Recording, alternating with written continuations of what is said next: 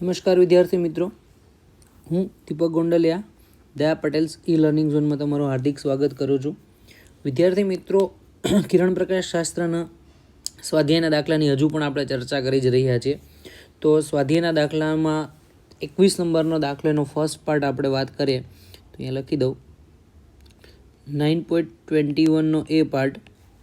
Question એવું કીધું કે સ્વાધ્યાય 9.10ની અંદર એટલે આગળના 10મા દાખલામાં સંપાત થતી મુખ્ય અક્ષ પર બે લેન્સ વચ્ચેનું અંતર 8 સેન્ટીમીટર છે. તમને સ્વાભાવિક રીતે ખબર છે કે ડી બરાબર બે લેન્સ વચ્ચેનું અંતર 8 સેન્ટીમીટર છે. તો આ સંયોજનની અસરકારક કેન્દ્ર લંબાઈ શોધવાનું છે. તો પહેલી વસ્તુ તમારે શોધવાનું છે અસરકારક કેન્દ્ર લંબાઈ એફ. તમે 9.10ની રકમ ખોલશો તો એમાં જે ડેટા આપેલો છે એ ડેટામાં તમે જોઈ શકો છો કે કઈ કઈ કિંમત આપેલી છે. તો F1 આપી દીધો છે 30 સેન્ટીમીટર અને F2 આપી દીધો છે -20 સેન્ટીમીટર. F2 આપેલો છે -20 સેન્ટીમીટર. હવે નેક્સ્ટમાં તમે બંને વચ્ચેની સમતુલ્ય કેન્દ્ર લંબાઈ શોધો.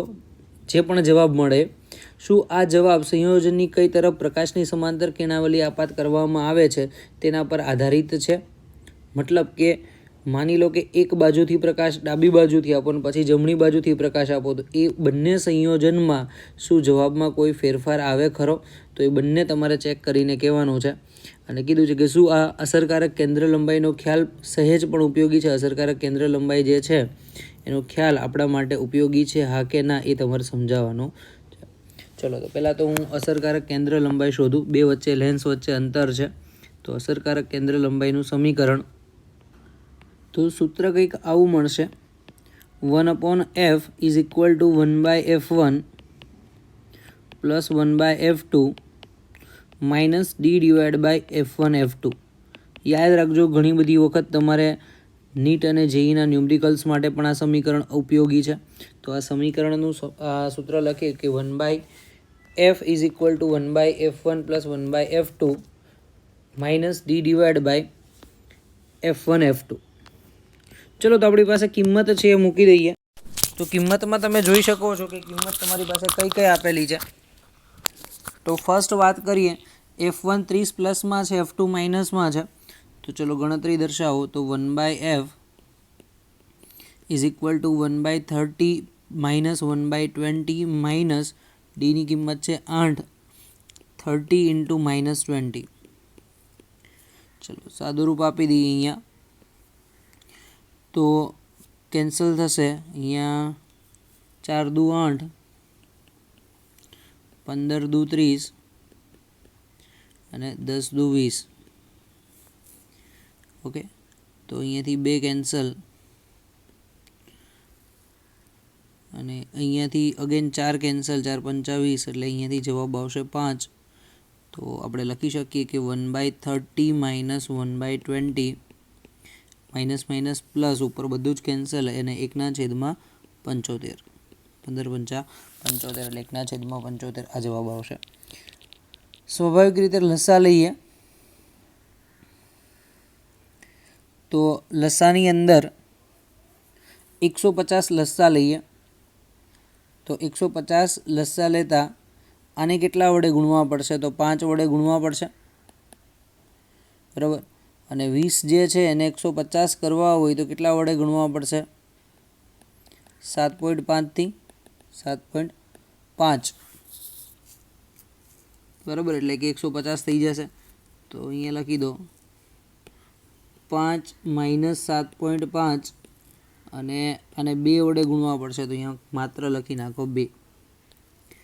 તો આપણે લખી શકીએ છીએ અહીંયા 1/f ઇઝ ઇક્વલ ટુ 7 માંથી 7.5 એટલે કે -0.5 ડિવાઈડ બાય 150 એટલે કે f બરાબર 150/-1/2 એટલે કે -300 સેન્ટીમીટર કેન્દ્ર લંબાઈ સમતુલ્યની મળશે, બરાબર. હવે સમતુલ્ય કેન્દ્ર લંબાઈ તો તમને અહીંયા મળી ગઈ છે. એના ઉપરથી આગળ જે ચર્ચા કરવાની છે એ આપણે જોવાનું છે. ચલો, કેન્દ્ર લંબાઈ સાથે કંઈ લેવા દેવા નથી. કેમ? કારણ કે તમે જ્યારે વસ્તુને ક્યાં મૂકો છો એના ઉપર આધારિત છે. તો પહેલાં હું અહીંયા લખું. પ્રથમ કેસમાં એક લેન્સ જે હું બનાવું છું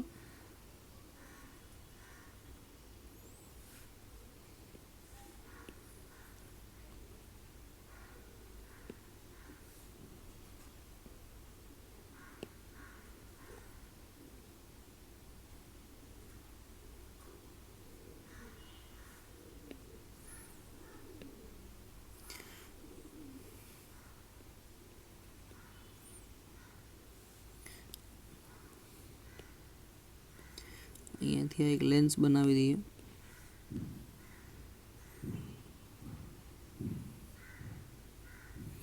હવે બાજુમાં એક લેન્સ બનાવી દઈએ અંતર્ગોળ.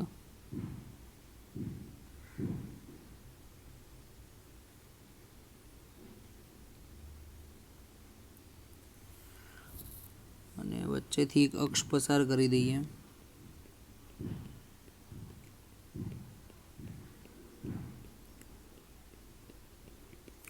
ઓકે, ડાબી બાજુથી આપણે પ્રકાશ આપાત કરીએ છીએ.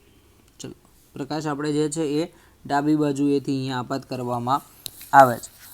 તો ડાબી બાજુએ પહેલા સૂત્ર માટે આને લેન્સ નંબર 1 આપી દો, આને લેન્સ નંબર 2 આપી દો.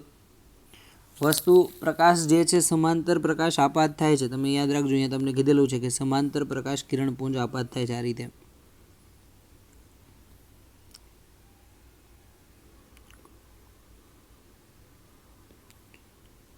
તો સમાંતર કિરણપુંજ હશે તો તમે લખી શકો કે વસ્તુ અંતર u1 બરાબર ઇન્ફાઇનાઇટ. u1 બરાબર ઇન્ફાઇનાઇટ. તો f1 તમને ખબર છે પહેલા માટે 30 છે અને બીજા માટે -20 છે. ચલો, તમને ખબર કે કોઈ પણ વસ્તુ જો અનંત અંતરે હશે તો પ્રતિબિંબ હંમેશા ક્યાં મળશે? v1 બરાબર 30 ઉપર, મુખ્ય કેન્દ્ર જ્યાં હશે એના ઉપર જ મળશે. તો v1 ની કિંમત લખી નાખીએ 30 સેન્ટીમીટર. ચલો, ફર્સ્ટ કેસ માટે મળી ગયું. હવે આ 30 સેન્ટીમીટર આવશે કઈ જગ્યાએ? તો તમે દર્શાવો કે બે લેન્સ વચ્ચેનું અંતર છે 8.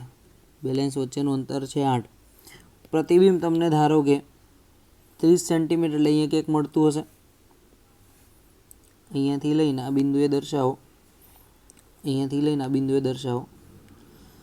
ઓકે, તો જો આ અંતર તમને અહીંયા 30 મળતું હોય તો બાકીનું અંતર કેટલું હશે શોધવાનું થાય. તો 30 - 8 એટલે કે લખી શકાય કે અંતર્ગોળ લેન્સ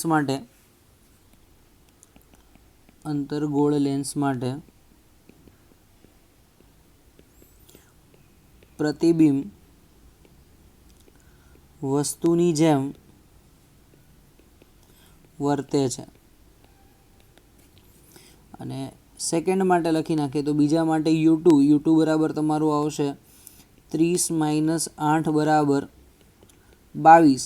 અને 22 જે છે એ તમે કઈ રીતે લેશો અહીંયા? તો પ્લસમાં. કેમ? કારણ કે પ્રકાશના કિરણની દિશામાં છે. તમે માની લો કે અહીંયાથી નોંધો છો પ્રકાશનું કિરણ પણ આમ જાય છે અને વસ્તુ અંતર બી તમારું આ દિશામાં જ છે, ધ્રુવથી માપવામાં આવે જ. તો એ જવાબ તમારો આવશે પ્લસમાં. એટલે u2 બરાબર આપણે લખી શકીએ +22. f2 આપી દીધું છે -20. f2 આપી દીધું છે -20. સમીકરણ લખો તો 1/u2 +1/v2 = 1/f2. ચલો, કિંમત મૂકી દો તો -1/22 +1/v2. v2 ની કિંમત શોધવાની છે = -1/20. અહીંયા લખી દો 1/v2 = -1/20 અને આ સાઈડ માઇનસ વાળું પદ આવશે તો પ્લસમાં. તો 1/22 લસા આવશે 22 × 2 440. આ બાજુ -22 અને આ બાજુ +20. ક્રોસ મલ્ટિપ્લિકેશન કરશો અહીંયાથી આમ ને આ બેનો ગુણાકાર. તો -22 + 22. તો v2 ની કિંમત તમે લખશો, વ્યસ્તમાં લખી નાખો તો 440/-2 એટલે કે -220 સેન્ટીમીટર મળશે. ચલો, જ્યારે પ્રકાશ તમારો ડાબી બાજુએથી આવ્યો તો કિંમત તમને જે મળી એ કિંમત મળે છે -220. કેટલો જવાબ મળે? -220. હવે આ વસ્તુની ગોઠવણી થોડીક બદલી નાખીએ. બરાબર, ગોઠવણી બદલી નાખવાનો મતલબ એવું છે કે હવે પ્રકાશ જે છે બીજી લેન્સ પરથી આપાત થાય. એટલે ધારો કે આ લેન્સ અહીંયા અંતર્ગોળ અહીંયા દર્શાવીએ.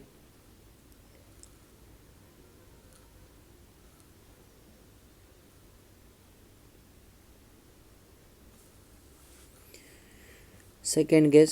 અને આ બાજુ બહિર્ગોળ લેન્સ છે.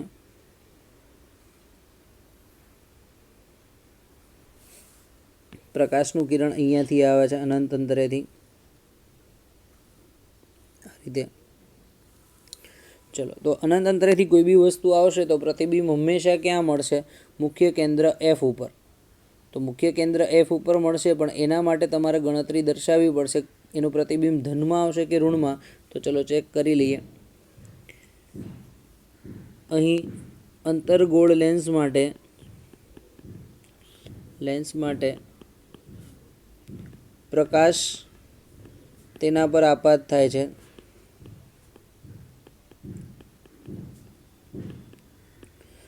તો u1 બરાબર ઇન્ફાઇનાઇટ v1 શોધવાનું છે અને f1 બરાબર -20 છે.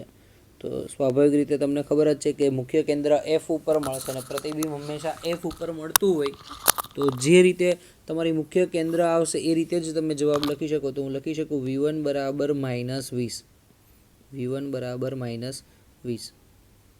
ઓકે, ચલો -20ની કિંમત મળી ગઈ એટલે સમજો કે વસ્તુનું પ્રતિબિંબ પહેલાં માટે અહીંયા કંઈક મળે છે. આટલું અંતર અહીંયાથી 8નું છે, આ બીજા તમને 20 મળ્યા, બરાબર. અને તમે માપવા જાઓ છો પ્રકાશના કિરણની વિરુદ્ધમાં, તો એમ કહી શકાય કે આ પ્રતિબિંબ જે છે એ અંતર્ગોળ લેન્સ માટે વસ્તુની જેમ વર્તે છે. અને વસ્તુની જેમ વર્તે તો ટોટલ અંતર કેટલું થશે એ લખી દઈએ. તો લખી નાખીએ કે અહીં મળતું પ્રતિબિંબ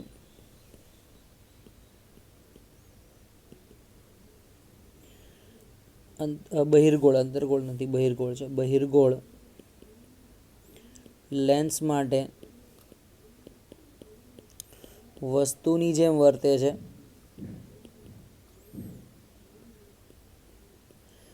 માટે u2 બરાબર ટોટલ કિંમત લખી નાખો 8 + 20 અને આગળ સંજ્ઞા આવશે માઇનસ, એટલે -28 લખી શકાય છે, બરાબર. કેમ માઇનસ લીધું એ તમને આઈડિયા આવી ગયો હશે. એનું રીઝન છે કે માઇનસ લેવા પાછળનું કારણ કે પ્રકાશનું કિરણ તમે જુઓ અહીંયાથી પ્રકાશનું કિરણ આમ આવે છે, તમે માપવા એની વિરુદ્ધમાં જાઓ છો તો પ્રકાશના કિરણની વિરુદ્ધમાં મપાયેલા અંતરો હંમેશા ઋણ મળે છે. ચલો u2 મળી ગયો, f2 આઈડિયા છે તમને, f2 ધન છે, f2 30 આવશે, મારે શોધવાનું છે v2. ચલો સમીકરણ લખી નાખીએ. -1/u2 + 1/v2 = 1/f2. તો આપણે કિંમત અહીંયા લખો તો -1/-28 + 1/v2 શોધવાનું છે = 1/30. આ બાજુ આવશે તો ફરીથી પાછું માઇનસ, કારણ કે તમે જોઈ શકો માઇનસ માઇનસ પ્લસ અહીંયાથી ફરીથી પાછું આવશે તો માઇનસમાં, તો 1/v2 = 1/30 - 1/28. 1/v2 ની કિંમત તમે લખશો 28 × 3, અહીંયા લસા તમે લેશો તો લસા અહીંયા લખી નાખો 28 - 30 અને આના ગુણાકાર કરશો તો 3 દુ 6 એટલે 600 અને બીજા 8 તરીકે 240, એટલે કે 600 + 240 એટલે 840 જવાબ આવશે. તો -2/840 ભાગાકાર કરશો એટલે કે -1/40 આવશે. તો v2 ની કિંમત તમે લખશો તો -420 સેન્ટીમીટર જવાબ મળે છે. તો આપણી પાસે જે જવાબ આવ્યો એમાં બે જવાબની અંદર વિભિન્નતા છે. અહીંયા 420 આવે છે અને આગળ જવાબ આવ્યો -220. મતલબ કે તમે પ્રકાશના કિરણની દિશા બદલી નાખો છો તો ભલે મુખ્ય કેન્દ્ર મતલબ કે બંનેની સમતુલ્ય કેન્દ્ર લંબાઈ ગમે તે મળતી હોય એના સાથે કોઈ જ લેવા દેવા નથી. ઇમ્પોર્ટન્ટ વસ્તુ એ છે કે તમે એક બાજુથી પ્રકાશ આપાત કરો છો, બીજી બાજુથી પ્રકાશ આપાત કરો છો, બરાબર. તો પ્રકાશની દિશા જો બદલાઈ જાય તો દિશા બદલાઈ જતાં એની મુખ્ય કેન્દ્ર લંબાઈ કોઈ પણ હોય વસ્તુના જે પ્રતિબિંબ મળતા હશે પ્રતિબિંબના સ્થાન પણ બદલાઈ જશે. આવું તમારે જે આન્સર છે એમાં લખવું પડશે કે મુખ્ય કેન્દ્ર લંબાઈ ગમે તે હોય પણ જો પ્રકાશ જે છે એની દિશા અલગ અલગ સાઈડથી લેવામાં આવશે તો એ પરિસ્થિતિમાં પ્રતિબિંબના સ્થાન પણ બદલાઈ જશે. ચલો એમાં સેકન્ડ પાર્ટ આપણે જોઈએ. સેકન્ડ પાર્ટની અંદર કંઈક આવું કીધેલું છે. ઉપરયુક્ત ગોઠવણીમાં 1.5 ઊંચાઈની એક વસ્તુને બહિર્ગોળ લેન્સ તરફ 40 સેન્ટીમીટર દૂર મૂકવામાં આવે છે. કોઈ હાઈટ છે, બરાબર, h બરાબર લખી નાખો, ho બરાબર 1.5 સેન્ટીમીટર એને બહિર્ગોળ લેન્સથી 40 સેન્ટીમીટર દૂર મૂકવામાં આવે છે. તો વસ્તુ અંતર u બરાબર લખી શકો છો -40 સેન્ટીમીટર, બરાબર. અને એના માટે કેન્દ્ર લંબાઈ તમને આપી દીધી છે ઓલરેડી 30, કારણ કે બહિર્ગોળ માટે કેન્દ્ર લંબાઈ ધન મળશે 30 સેન્ટીમીટર. તો બે લેન્સના સંયોજનથી મળતી મોટવણી અને પ્રતિબિંબની ઊંચાઈ શોધવાની છે. એટલે મોટવણી શોધવાની છે અને પ્રતિબિંબની ઊંચાઈ. તો મોટવણી શોધવા માટે પહેલા લેન્સની અને બીજા લેન્સથી બેની મોટવણી શોધો અને બેનો ગુણાકાર કરો એટલે પરિણામી મોટવણી મળી જશે. ચલો, તો મોટવણી શોધવા માટે તમારે કઈ વસ્તુની જરૂર પડે તો યાદ રાખજો કે મોટવણી એક લેન્સ માટે લખો તો વીના છેદમાં યુ, એમ બરાબર બેની મોટવણી M1 ઇન્ટુ M2 બરાબર V1/U1 multiply with V2 by U2. આવું સમીકરણ તમારે જરૂર પડશે, જે હમણાં હું શોધીને તમને દર્શાવું છું. ચલો, તો પહેલાં લખી નાખીએ. બહિર્ગોળ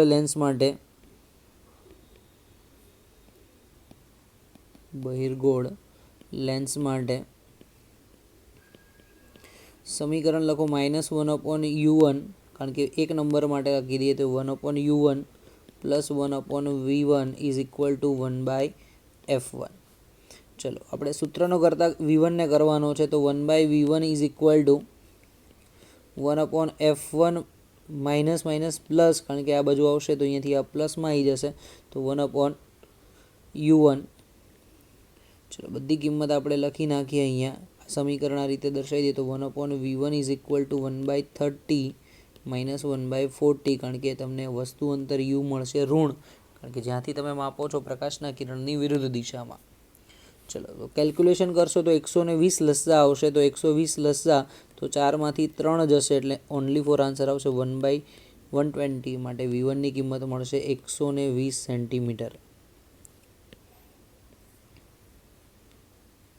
ચલો, V1ની કિંમત 120 સેન્ટીમીટર તમને મળી ગઈ.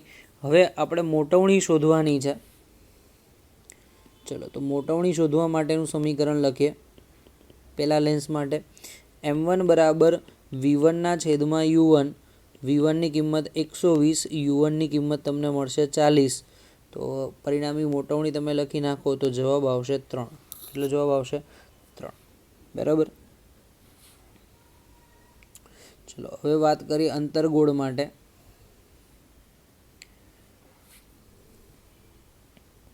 અંતરગોળ લેન્સ માટે વસ્તુ અંતર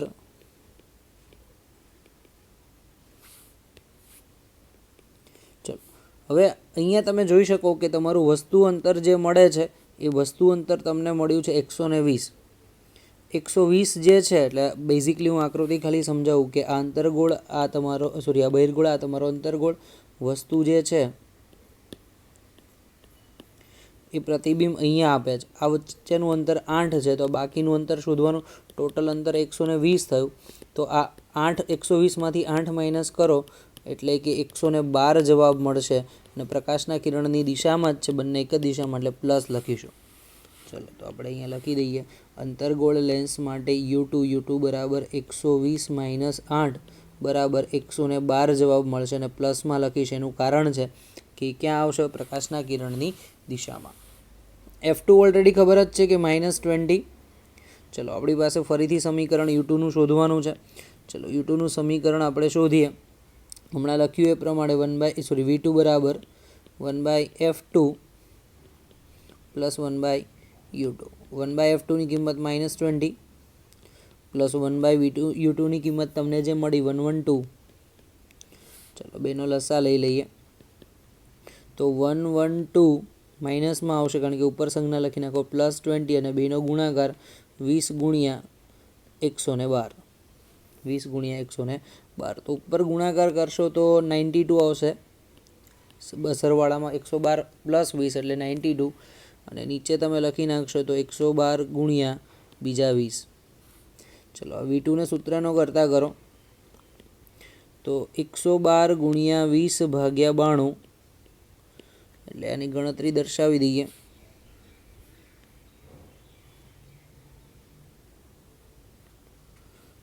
ગણતરી તમે લખશો તો 112 ગુણ્યા 20 divide by 92, that means 24.34 something answer આવશે.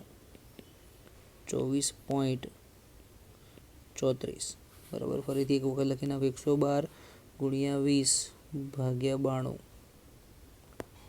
રેડી. 24.34 આન્સર આવશે. ચલો, તો આન્સર મળી ગયો સેન્ટીમીટરમાં. હવે નેક્સ્ટ ફરીથી પાછી મોટવણી શોધવાની છે. તો M2 ઇઝ ઇક્વલ ટુ તમે લખી શકો છો V2/U2, માત્ર મૂલ્ય જ લખવાનું છે. તો V2ની કિંમત તમને જે મળી એ કેટલી આવશે? 24.34 અને U2ની કિંમત જે તમને મળે છે 112. ચલો આનો બી ગુણાકાર કરી દઈએ. 24.34 ગુણ્યા ભાગ્યા 112, તો આન્સર આવશે 24.34 ભાગ્યા 112 0.2173. લખી નાખો 0.2173. પરિણામી મોટવણી શોધવા માટે મેં કીધું કે M is equal two M1 cross M2, તો 3 ગુણ્યા 0.2173. આગળની મોટવણી આઈ થિંક તમને કેટલી મળતી હતી?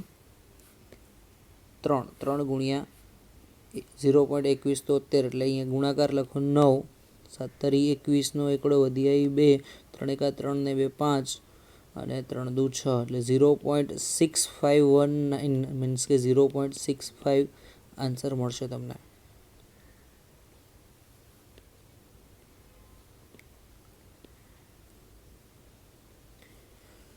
ચલો એના પછી આગળ ક્વેશ્ચનની ચર્ચા કરીએ. 22 નંબર.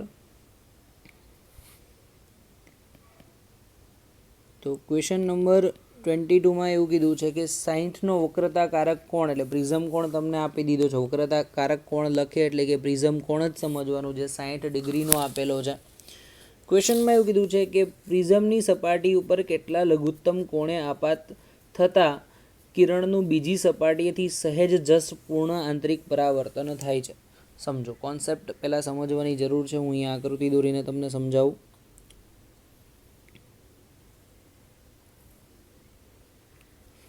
ઓકે, આ પ્રિઝમ છે. અહીંયા સપાટીએ દોરેલો લંબ બનાવીએ.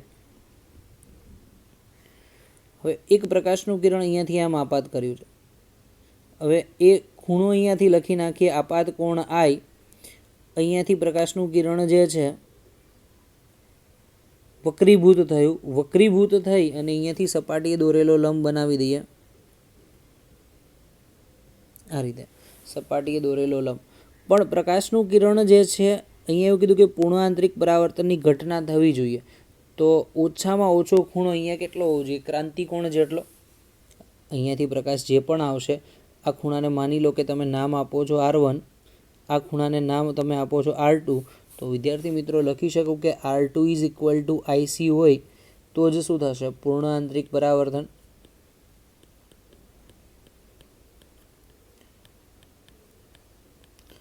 તો તમને પ્રશ્નમાં કીધું કે ઓછામાં ઓછા કેટલા લઘુત્તમ આપાત કોણ હોવો જોઈએ, મતલબ કે I શોધવાનો છે. આઈની કિંમત કેટલી હોય એ તમારે શોધવાની છે. ક્લિયર?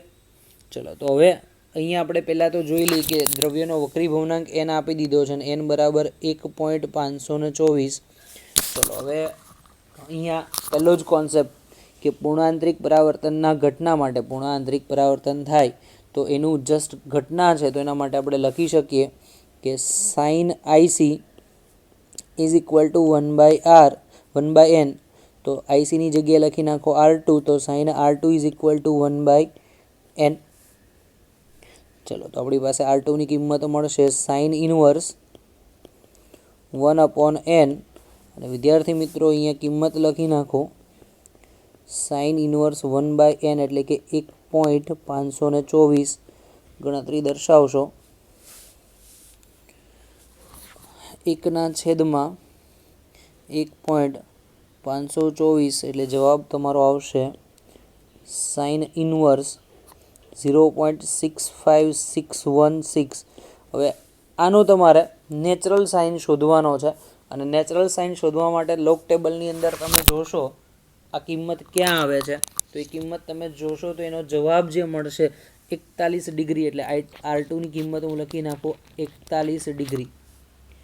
ઓકે, હવે R1 શોધવાનો છે. તો R1 શોધવા માટે તમને લોકોને મેથડ ખબર જ છે કે કોઈ પણ પ્રિઝમ કોણ હોય એ પ્રિઝમ કોણ હંમેશા R1 અને R2ના સરવાળા જેટલો હશે. પ્રિઝમ કોણ એ હંમેશા R1 અને R2ના સરવાળા જેટલો હોય. તો આપણી પાસે R1 શોધવાનો છે. તો R1 બરાબર A - R2. 60 - 41 બરાબર 19 ડિગ્રી થશે. તો કિંમત R1ની મળી ગઈ. હવે સ્નેલના નિયમ ઉપરથી આપણે શોધી શકીએ છીએ I. તો લખી નાખીએ સ્નેલના નિયમ પરથી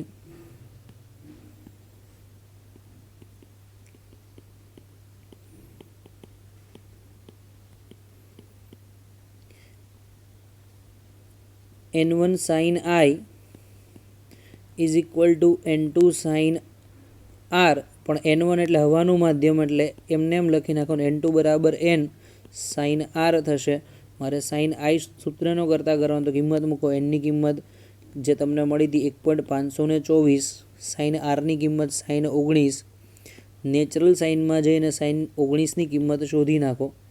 તો જવાબ તમને મળશે sin I બરાબર 1.524 ગુણ્યા 0.3256, બેનો ગુણાકાર દર્શાવો.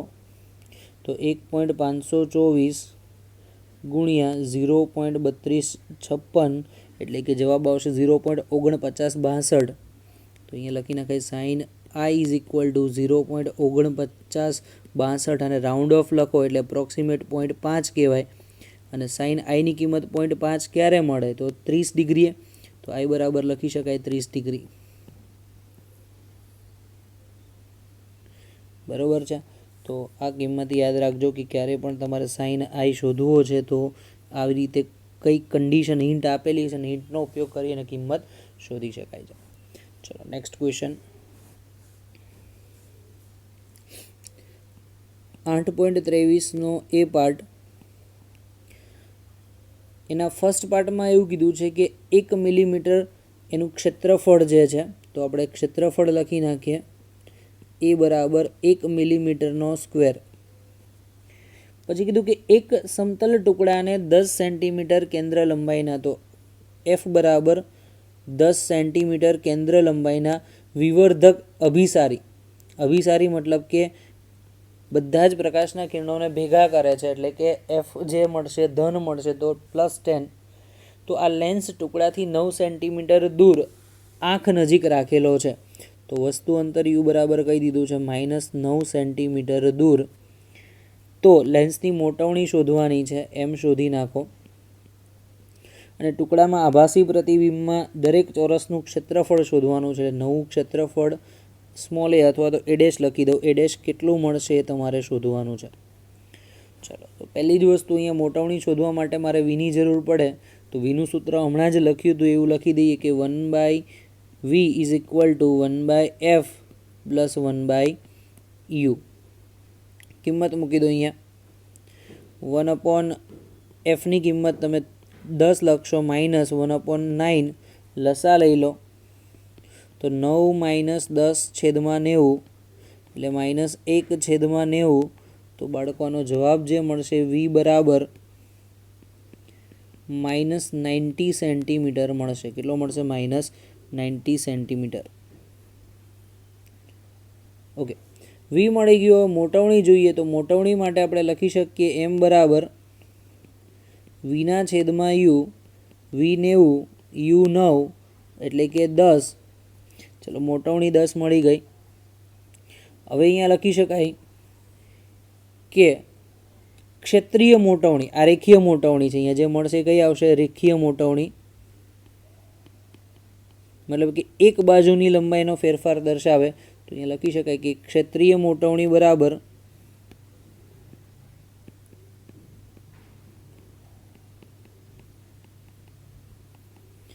M નો વર્ગ એટલે કે રેખીય મોટવણીનો વર્ગ. એ બાજુમાં લખી શકાય રેખીય મોટવણીનો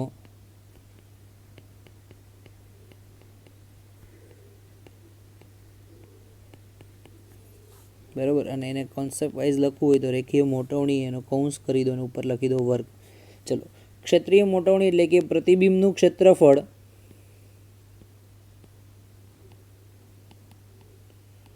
છેદમાં વસ્તુનું ક્ષેત્રફળ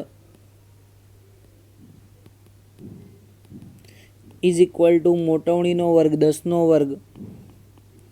ચલો, આપણી પાસે પ્રતિબિંબનું ક્ષેત્રફળ શોધવા માટેની મેથડ છે. તો પ્રતિબિંબનું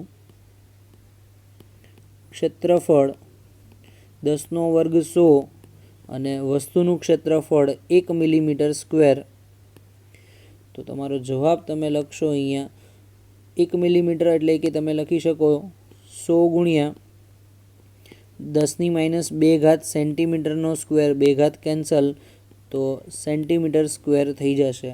તો અહીંયા જુઓ કે પ્રતિબિંબનું ક્ષેત્રફળ છે મિલીમીટર સ્ક્વેરમાંથી સેન્ટીમીટર બની જાય છે.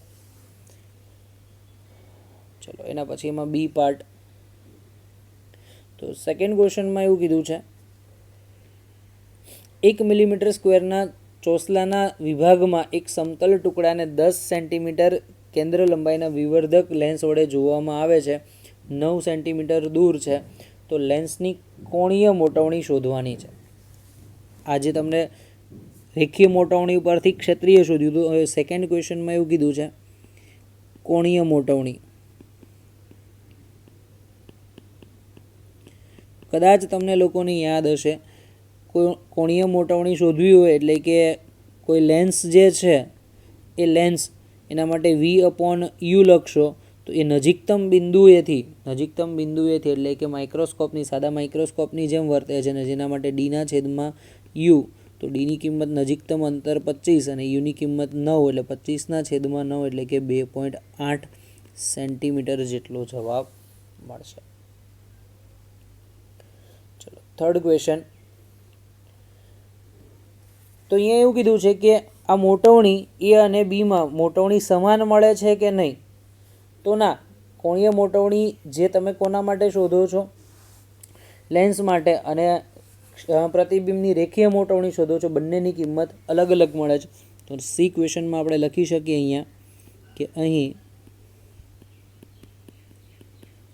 કોણીય મોટવણી અને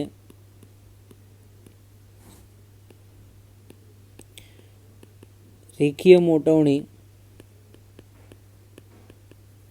વિભિન્ન છે, કેમ કે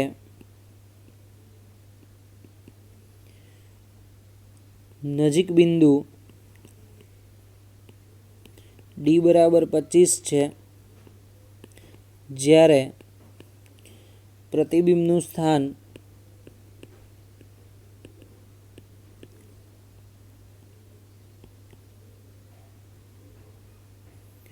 V=90 સેન્ટીમીટર છે.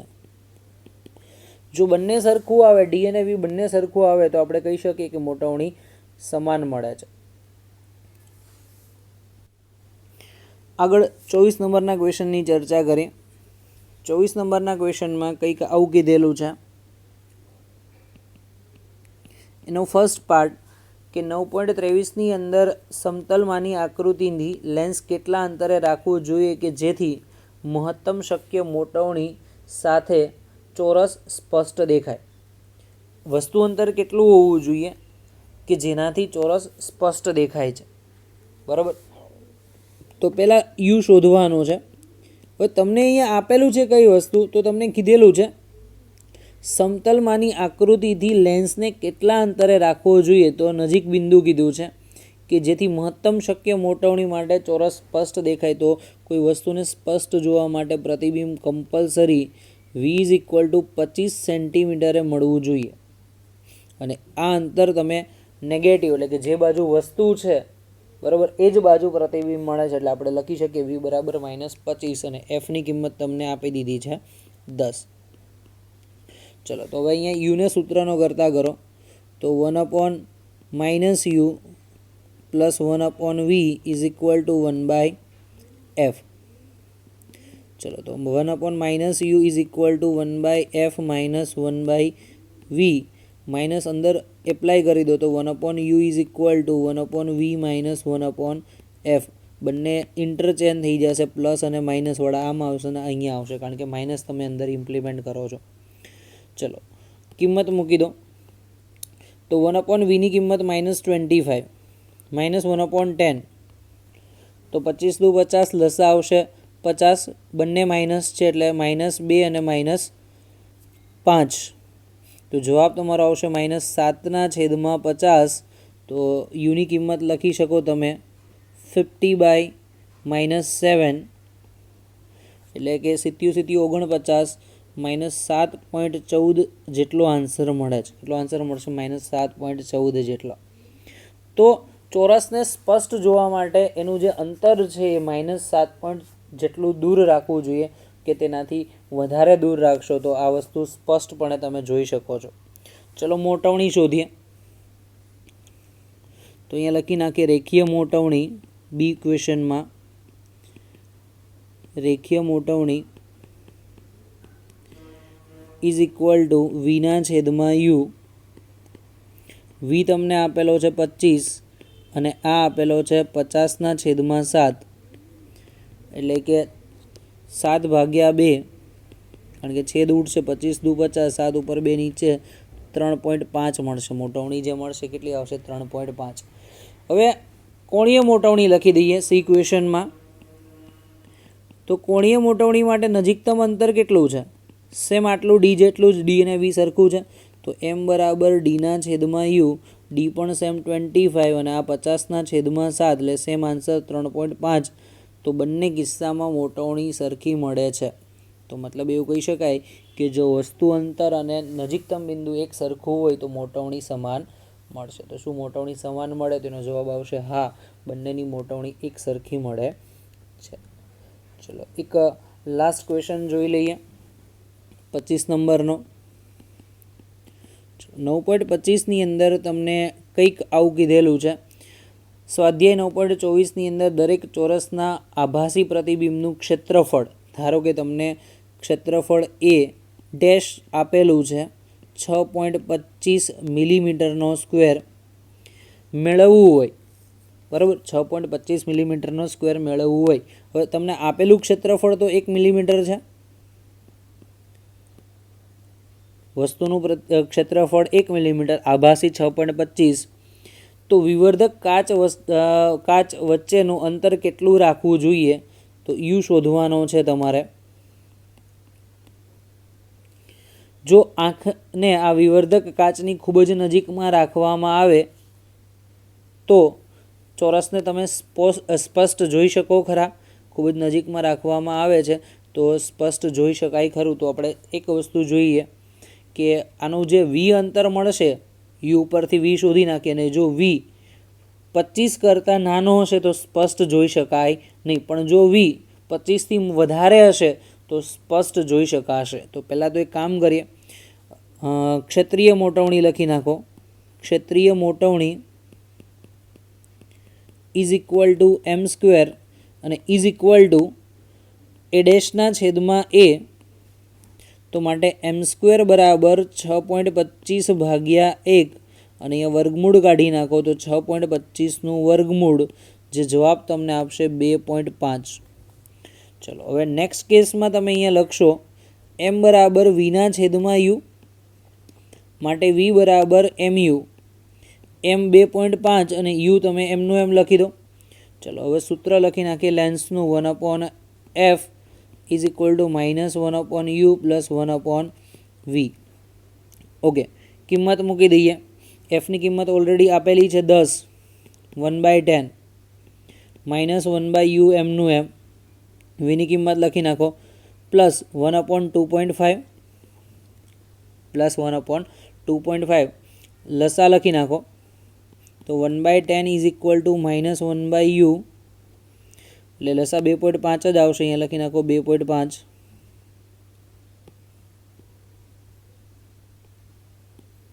તો 2.5u -2.5 વત્તા 1 એટલે 1.5 થશે. તો તમે લખી શકો છો 1/10 બરાબર -1.5 છેદમાં 2.5u. ચલો ગણતરી કરો. 15 અને આ બાજુ આવશે 25, 2.5. તો u બરાબર -15 છેદમાં 2.5 એટલે જવાબ આવશે -6 સેન્ટીમીટર. ચલો આના ઉપરથી v શોધી નાખીએ અહીંયા. તો v બરાબર 2u. તો 2 ગુણ્યા -6, 2.5 સોરી 2 નહીં 2.5 આવ્યું. 2.5 એટલે 2.5 ગુણ્યા 6 એટલે કે જવાબ આવશે -15 સેન્ટીમીટર, જે 25 કરતાં નાનું છે.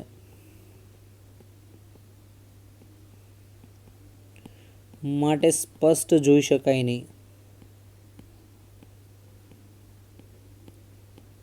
એટલે આ કિંમત શક્ય નથી. તો વિદ્યાર્થી મિત્રો, આજનો લેક્ચર અહીંયા સુધી જ રાખીએ. નેક્સ્ટ લેક્ચરની અંદર બાકીના બધા જ દાખલા પૂર્ણ કરી ચેપ્ટરની પૂર્ણાહુતિ કરીશું. Thanks for watching this video. Have a nice day.